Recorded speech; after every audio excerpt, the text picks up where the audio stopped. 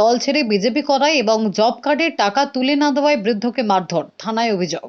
আমার ছেলে ছিল তখন ওখানে গাড়ি রাখে মোবাইল কেড়ে নিয়েছে, গাড়ি কেড়ে নিয়েছে, মেরে মেরে তার বাড়ি নিয়ে গেছে। আমি আমার ছোটোবউ ফোন করতে বাড়িতে এসে ওনার বাড়ি ভেঙে নিয়ে আটকে দিয়েছে, যেতে ওকে মারতেছে, দুজন হাতাহাতি করতেছে, আমি ঠেকাতে জানলাম না। কেন কি মানে কারণে মারছে? ও বেরিয়েছে, আমরা জব কার্ডে কাজ করেছিলাম, সেই টাকা ঘটনাটি দক্ষিণ চব্বিশ পরগনা জেলার মন্দিরবাজার বিধানসভার ধনুরহাট গ্রাম পঞ্চায়েতের রামচন্দ্রপুর এলাকায়।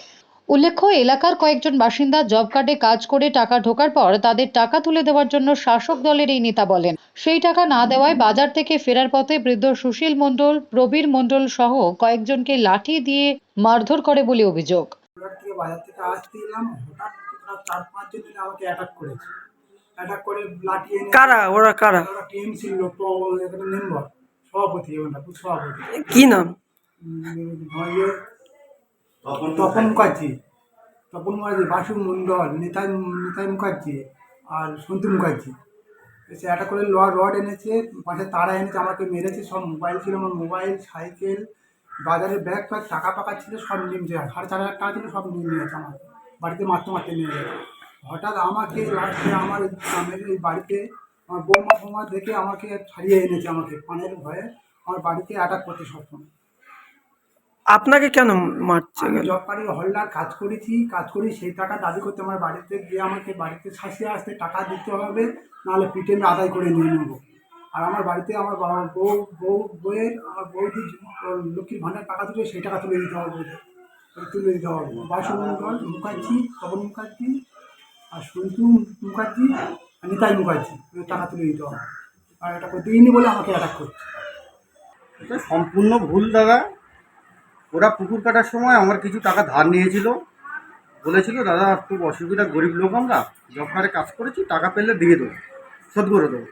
এবার টাকা ঢুকেছে জব কার্ডে, ঢোকার পরে আমরা গিয়ে বললাম যে ভাই আমাদের যে টাকাটা নিয়েছিলে দাও। সেই টাকাটা চাওয়ার জন্য কথোপকথন হয়েছে, কথার হয়েছে, এছাড়া অন্য কিছু নয়। কোনো মারধরের ঘটনা ঘটেনি, সম্পূর্ণ ভুল। তো আমাদের তৃণমূল দলের সঙ্গেই ওরা ছিল, যার জন্য টাকাটা আমরা ধার দিয়েছিলাম। এখন সম্পূর্ণভাবে সব কিছু পাওয়া হয়ে গেছে, বিজেপি করছে ওরা, তাই পরিকল্পনা করে এরকম ধরনের ঘটনা ঘটে। ওরা দাবি করছে যে আমাদেরকে মানে বেধড়ক মারধর করেছে এবং ওরাই মানে ডাক্তারি রিপোর্টও দেখিয়েছে। ডাক্তারি রিপোর্ট দাদা পয়সা দিলে পাওয়া যায়, আমরাও করেছি, কিন্তু এটা সম্পূর্ণ ভুল, মিথ্যা। মারধরের মতো কোনো রকম কোনো ঘটনা ঘটেনি। সোশ্যাল মিডিয়ার মাধ্যমে আমিও পেলাম।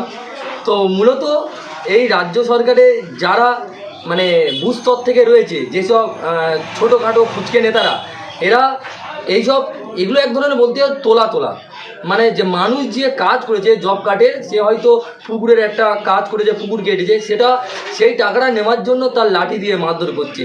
এই জন্য বিকল্প রাজনীতি ইন্ডিয়ান সেকুলার ফ্রন্ট করছে। তো আমিও এই ভিডিওটা দেখেছি। তো বিষয়টা হচ্ছে কি, মানুষ এইগুলো দেখছে, মানুষ তার বিচার এই সামনে লোকসভা ভোটে দেবে। কারণ এই শাসক দলের মূল এজেন্ডার হচ্ছে কীভাবে মানুষের কাছে টাকা পয়সা লুটে নিতে হবে। এই রকমভাবে কোনোদিন একটা রাজ্য চলতে পারে না। তাই আমার এই মন্দিরবাজার ব্লকে ধনুরহাট অঞ্চলের ঘটনা আমি যত সম্ভব শুনলাম। তো বিষয়টা হচ্ছে কি, এরকম প্রতিটা অঞ্চলে, প্রতিটা বুথে এইরকম গুন্ডামি করেই শাসক দলের নেতারা চলছে। মানুষ নিরুপায় হয়ে শাসকের মিটিং মিছিলে যায়।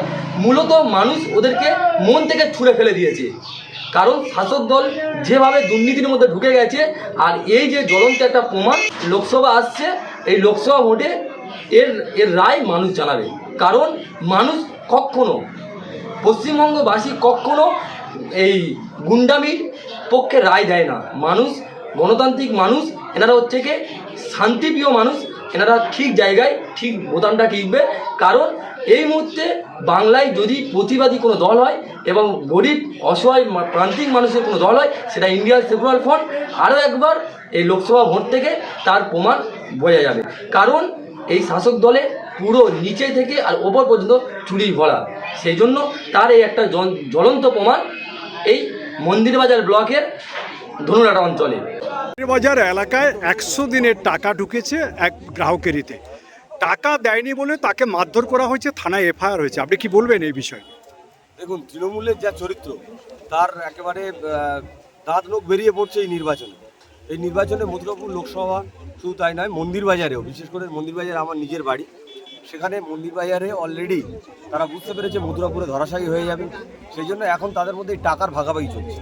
100 দিনের কাজের টাকা যে লুট হয়েছে, যেভাবে তৃণমূলের নেতা মন্ত্রীদের পকেটে গিয়েছে সেটা সবার জানা। মন্দির বাজারে রিসেন্ট যে ঘটনা ঘটেছে আমি তা জানি, সেটা তার টাকা ঢুকেছে অ্যাকাউন্টে, তার প্রাপ্য টাকা ঢুকেছে, সেই টাকা তাদের দিয়ে দিতে হবে।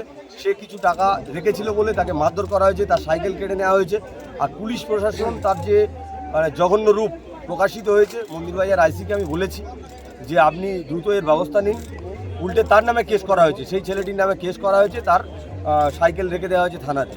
তো পুলিশ এবং তৃণমূলের গুন্ডারা যেভাবে এখানে আক্রমণ চালাচ্ছে সেটা আগামী দিনে খুব ভয়াবহ।